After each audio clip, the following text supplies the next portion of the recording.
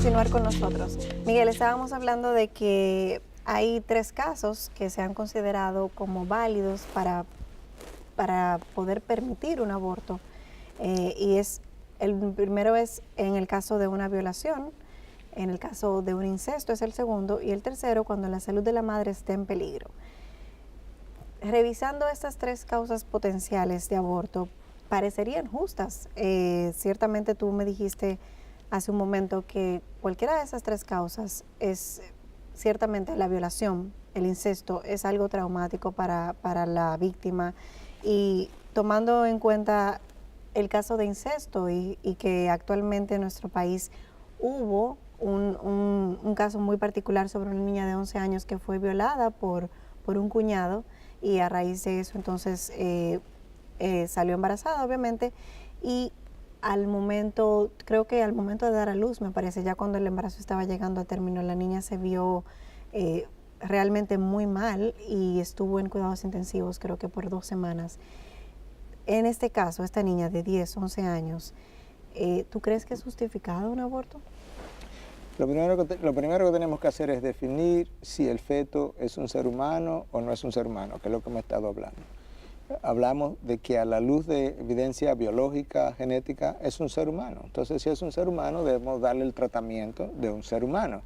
Y yo no creo que nosotros vamos a aplaudir la destrucción de vida humana. La manera como queremos evitar hablar de eso es diciendo que no es una vida humana, pero yo no puedo definir eso emocionalmente, yo tengo que definir eso a raíz de la biología, de la genética, sin ni siquiera entrar todavía en el terreno teológico, que es algo que todavía tenemos que considerar, pero aún biológicamente y genéticamente hablando, como hemos discutido a lo largo del programa, esto es una vida humana. Entonces, si es una vida humana, tengo que tratarla con derechos humanos. Ahora, yo necesito sensibilidad extrema hacia esa niña que ha sido violada, que ha pasado por esta experiencia, y por tanto sus padres, el Estado debe asistir a esta familia en proveerle todo el apoyo económico, de consejería, todo el apoyo necesario para que este embarazo pudiera llegar a término de una manera protectora para la madre y protectora para el feto. ¿Qué sucedería si, por ejemplo, esta niña se ve su salud amenazada o su vida amenazada al llevar este embarazo a término? Bueno, yo creo que tenemos que considerar varias cosas. Se ha dicho que esta niña todavía está en crecimiento y que ella necesita calcio y que el feto va a tomar del calcio que ella necesita. Bueno, ahí hay 2 cosas. Número 1, yo puedo reemplazar ese calcio y eso no es una cosa del otro mundo para hacer. Y en segundo lugar, si la niña se embarazó, eso implica que ella estaba ovulando y menstruando. Nosotros sabemos desde el punto de vista médico que cuando una niña comienza a menstruar, prácticamente ya dejó de crecer. Sus cartílagos de crecimiento se van a cerrar por el proceso hormonal que ella ha sufrido, y su crecimiento a partir de ahí no iba a ser más de quizás media pulgada, 1 pulgada si acaso, o quizás ninguno, porque ya las hormonas se han desarrollado de una manera que cierran el cartílago de crecimiento. ¿Quiere decir que físicamente está apta para...? Físicamente ya tiene el tamaño, prácticamente el tamaño que iba a tener si ya estaba menstruando y ovulando. En nuestros países latinoamericanos hay múltiples mujeres que realmente tienen embarazos de cierto riesgo simplemente por su tamaño. Personas que miden 4'5", 4'8" en Estados Unidos son consideradas 5 pies incluso, personas de cierto riesgo por el tamaño a la hora del embarazo. No importa si tienen 20 o 30 años. Personas de baja estatura. Personas de baja estatura. Lo que pasa es que en nuestras regiones eso es más o menos común y nosotros no lo vemos así. Entonces, de esa misma manera, yo no sé qué estatura tenía esta niña, pero si ella hubiese tenido 20 años y sale embarazada y esa era su estatura, entonces ella también iba a ser un embarazo de alto riesgo por su estatura. Y por tanto, esas personas necesitan un cuidado médico especial y un seguimiento especial, que es lo que muchas veces no se hace. A nivel emocional, ciertamente no está preparada. No, definitivamente que no. Pero nosotros tenemos que recordar que el mayor trauma de esa niña no va a ser el embarazo, es la violación que ha sufrido y ya eso pasó, es el incesto que ha sufrido y ya eso pasó.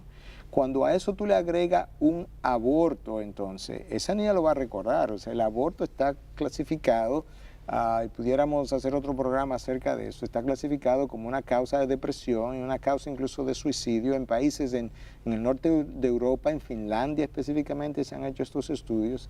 De manera que el síndrome post-aborto es una realidad y ahora vamos a someter a una niña que ha sido traumatizada, autotrauma más, y que ella luego va a preguntar acerca de qué pasó con su embarazo.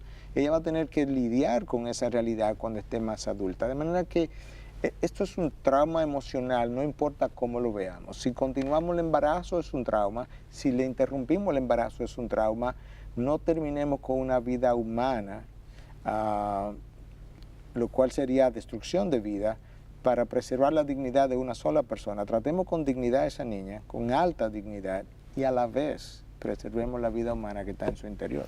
¿Qué hay de los casos donde la salud de la madre está en peligro? Hubo un caso muy reciente de una joven de 16 años que padecía leucemia, también tenía semanas de embarazo. No recuerdo bien qué tan avanzado estaba su estado de embarazo, pero lo que sí recuerdo es que se le negó recibir quimioterapia porque estaba embarazada y luego esta paciente muere. Yo creo que eso es una mala interpretación, o sea, lo que pasó con esa paciente es una mala interpretación del principio detrás de la ley, del espíritu de la ley. El espíritu de la ley es evitar la criminalidad de fetos simplemente porque yo no los quiero. Esa no es la intención cuando una paciente tiene leucemia y tú tienes que darle quimioterapia.